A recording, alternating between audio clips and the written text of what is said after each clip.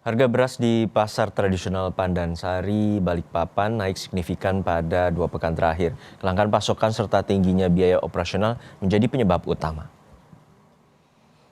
Pedagang pasar tradisional Pandansari, Balikpapan, Kalimantan Timur menyebutkan harga beras premium saat ini menembus angka Rp91.000 per 5 kg atau Rp17.000 dari Rp15.400 per kilogramnya. Sementara beras medium naik menjadi Rp85.000 per 5 kg atau Rp16.000 dari sebelumnya di kisaran Rp14.000 per kilogram.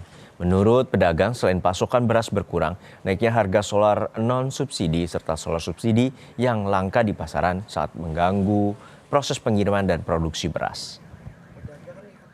Ini lagi ada kenaikan sedikit, karena pasokan kurang juga kan, jadi agak naik sedikit. Berapa lama sudah naik? Dari bulan kemarin.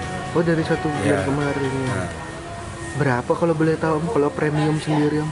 premium ini sekarang kayak semacam mangga. Ini harganya per 5 kilo sekarang 91. 91. Iya, biasa kan di bawah 90. Sekarang 91. Harapannya ya semua juga, ini kan terutama dari BBM. Awal itu dari BBM. Kalau BBM itu turun, otomatis barang itu pasti turun semua. Ya diharap sih harga stabil ya. Soalnya kita juga ditekan untuk ngikutin harga HET, cuma nggak bisa. Harusnya sih kalau memang mau kan harusnya mulai dikoreksi mulai dari pabrik. Jangan kita yang pedagang. Soalnya kan kita pedagang kalau beli mahal pasti jual juga mahal. Sekarang kan apa-apa naik, minyak naik, bensin naik. Nah itu maunya kita kan ya. Tapi Ibu beras susah juga Bu dengan kenaikan ini. Orang kita beli, semua beli.